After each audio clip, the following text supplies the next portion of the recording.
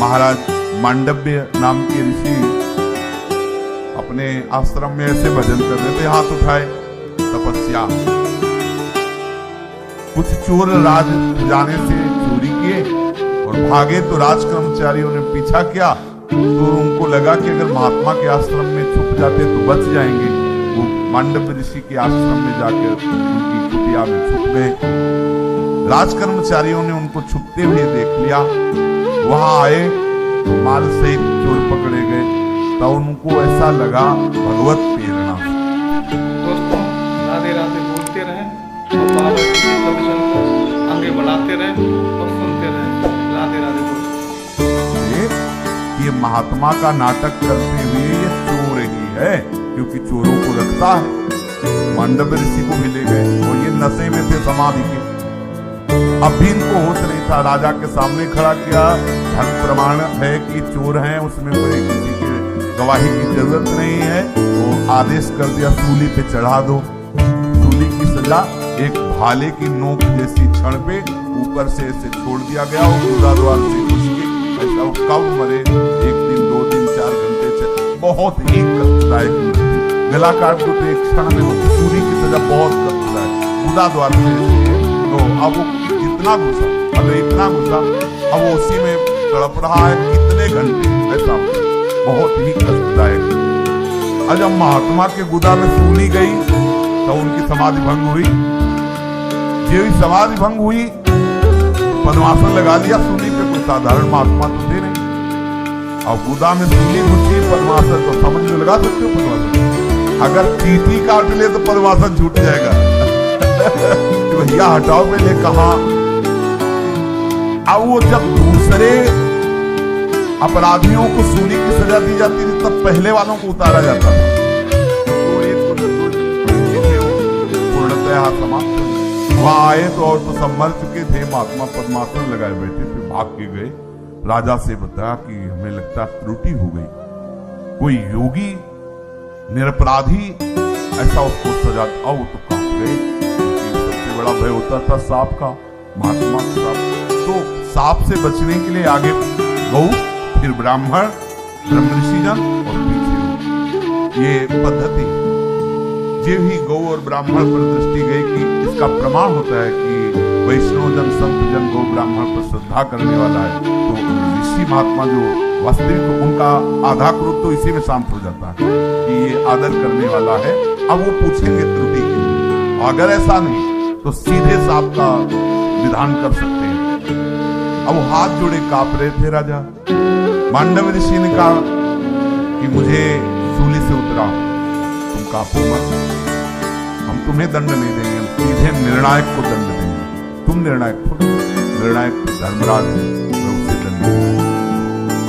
अब सूली से उतराने को पीछे गए, लेकिन निकले ना सूली, तो वहीं से काट दी। अनि मांडव्य ऋषि इसलिए कहा गया, सीधे अपने तपोबल से हो धर्मराज संयमनीपुरी पहुंचे। वहां धर्मराज देखते ही खड़े हो गए। परम भागवत में भी तो है, 12 भागवतों में धर्मराज जी का भी नाम आता है। आदर किया। महर्षि आप आज्ञा कीजिए, बोले हमें बताओ ये सूली की सजा क्यों नहीं? क्योंकि पूरे त्रिभुवन के न्यायाधीश हो, वहीं से यहाँ निमित्त किसी को बनाते, इसीलिए विवेकी जन तथा यमराज के भी शासनकर्ता प्रभु हैं, इसलिए भक्तजन सीधे प्रभु से संबंध रखते हैं। इसलिए वो यमराज को भी दूषित नहीं करते, क्योंकि बिना उनकी अनुमति के कहीं कुछ अगर हमारे थप्पड़ लग रहा है तो कारण इसके प्रभु हैं, और प्रभु कारण तो कोई मंगल विधान के कोई मंगल भवन है। इसलिए भक्तजन सब कह जाते हैं किसी से किसी भी तरह का प्रतिकूलता का व्यवहार नहीं करते। पूछा कि आपने ऐसा क्यों दंड दिया? जैसे अपने लोग टीवी चालू कर देना, तो देखो पूर्व प्रसंग ये वहां दिखाई देने। 8 वर्ष के बालक हैं, खेल खेल में तितली को उठा के उसकी गुदा में कांटा डाल के और छोड़ दिया। बोले इसका दंड है?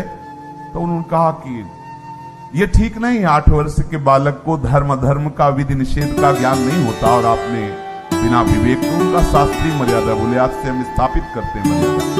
14 वर्ष की अवस्था तक के बालक का पूर्व का किया हुआ कोई भी अपराध नहीं माना जाता।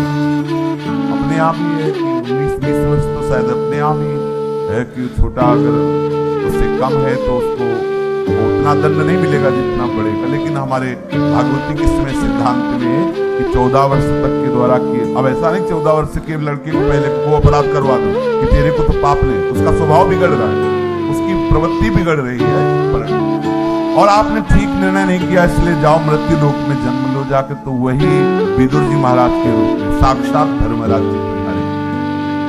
तो निश्चित आप समझ लो, जो यहाँ जैसे कर्म करता है उसको अवश्य भोगना पड़ता है। अगर भगवद आश्रित है तो अलग सिद्धांत है, ये तपस्वी हैं, भगवान का आश्रय और तपस्या का आश्रय अलग होता है। यहाँ है सन्मुख होए जीव मुझ वही जन्म कोटि अग्नासम, यहाँ नहीं कि तुमने काटा, इसीलिए तो बहुत बड़ी झूठ है इसमें। निकलो, जल्दी निकलो, समस्त अपराधों का मोचन करने वाले प्रभु पुकार रहे हैं, आ जाओ आ जाओ मेरी शरण में आ जाओ। हम तो हम सर्व पापे धो मोक्षयिष्यामि मा शुचा। पर वो जीव इतना बावड़ा है, कुछ सुन के तैयार भी होते तो सोचते हैं कि ये निपटा ले, शरणागत हो जाए तो फिर वृंदावन वास करेंगे, भजन नहीं होता है। कितने ऐसे हैं वो माया फंसाती रहती, कितने की अनुमति लेके गए बस आ रहे हैं, आज तक नहीं आए। माया ऐसे थोड़ी, और जहां हो वहीं आश्रित हो जाओ, जहां हो जैसे हो जिस तरह में हो उसी तरह में भगवद आश्रित हो जाओ, अब निकल जाओगे, क्योंकि आश्रय ले लिया। अब प्रभु आपको माया प्रपंच से निकाल वीडियो को लाइक करें और चैनल को सब्सक्राइब करें और राधे राधे कमेंट करें।